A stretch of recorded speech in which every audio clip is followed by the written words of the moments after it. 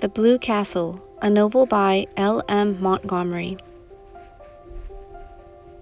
Chapter 1. If it had not rained on a certain May morning, Valancy Sterling's whole life would have been entirely different. She would have gone with the rest of her clan to Aunt Willington's engagement picnic, and Dr. Trent would have gone to Montreal. But it did rain, and you shall hear what happened to her because of it. Valancy wakened early, in the lifeless, hopeless hour just preceding dawn. She had not slept very well. One does not sleep well sometimes, when one is 29, on the morrow and unmarried in a community and connection where the unmarried are simply those who have failed to get a man. Deerwood and the Sterlings had long since relegated Valancy to hopeless old maidenhood. But Valancy herself had never quite relinquished a certain pitiful, shamed little hope that romance would come her way yet. Never. Until this wet, horrible morning, when she wakened to the fact that she was 29 and unsought by any man. There lay the sting. Valancy did not mind so much being an old maid. After all, she thought, being an old maid couldn't possibly be as dreadful as being married to an Uncle Willington or an Uncle Benjamin or even an Uncle Herbert. What hurt her was that she had never had a chance to be anything but an old maid. No man had ever desired her.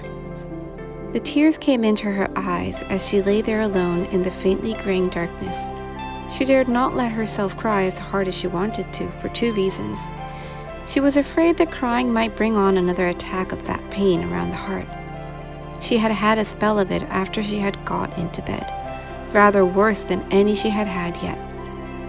And she was afraid her mother would notice her red eyes at breakfast and keep at her with persistent, mosquito-like questions regarding the cause thereof.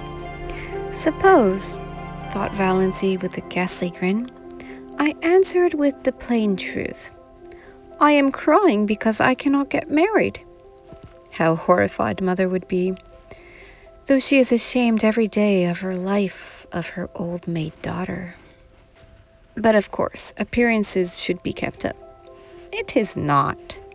Valancy could hear her mother's prim, dictatorial voice asserting, it is not maidenly to think about men.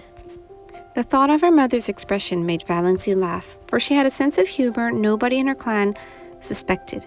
For that matter, there were a good many things about Valancy that nobody suspected, but her laughter was very superficial, and presently she lay there, a huddled, futile little figure, listening to the rain pouring down outside and watching, with a sick distaste, the chill, merciless light creeping into her ugly, sordid room.